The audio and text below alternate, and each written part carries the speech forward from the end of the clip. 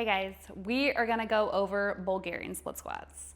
So Bulgarian split squats are probably one of the more challenging single leg exercises. They are loved and hated in the exercise world. So I'm gonna show you a couple ways to make them a little bit easier. We're gonna start with just body weight.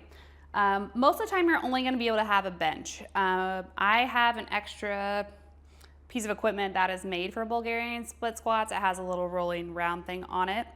The other option you can do if you hate the bench is you can use a barbell on a low spot on a rack, and you put the barbell hip thrust pad that kind of spins a little bit on it.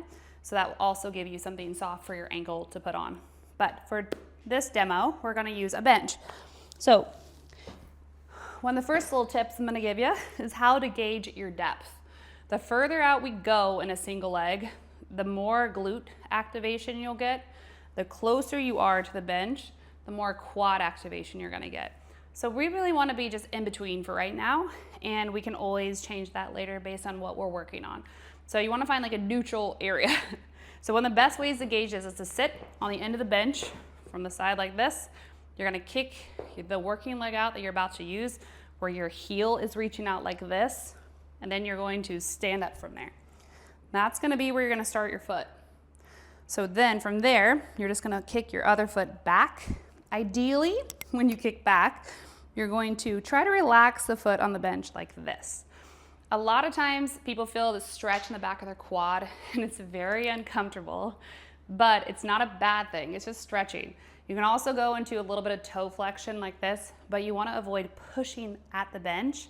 That's usually why we try to keep the foot relaxed, because it gives you a little more range also in your ankle, and you're less likely to push from it, which will make you push forward, and a lot of times the bench will slide away from you. So for this, I'm going to go with a relaxed toe. You're going to take your breath in. Your upper body is also active, okay? Whenever we squat, we're not just letting our upper body sleep and hang out here, okay? You're going to make a fist, create some tension, breathe into your core, activate, breathe in, hold it. You're going to squat, driving into your heel and your foot here. Breathe out, okay? Breathe in, breathe out. Everybody has a different position. So if you think about your squatting position, when we're trying to find your neutral spine, I have long femurs. I have to bring my chest down. I cannot fight my body up like this. I get stuck in my hip. So naturally, I need to come here. So if you're longer here, it's okay to come forward as long as you're not doing this, right? We're keeping ourselves long and controlled, sitting through that heel, drive up and through, okay? Once you're done, give the leg a break, shake it out if you need to, and then do the same thing with your other leg. You're gonna kick out that heel again to get your distance.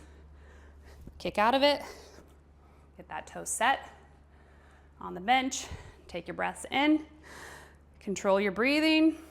Same thing, root down into that heel. Breathe in, hold, tension in my arms, creates tension in my lats and my core. Breathe out. Breathe in, breathe out. Again, the upper body should be active, holding weight or not holding weight. Everything is working. You want to create tension because that will help you control the mechanic. Okay? You got this. You can do it. Good luck.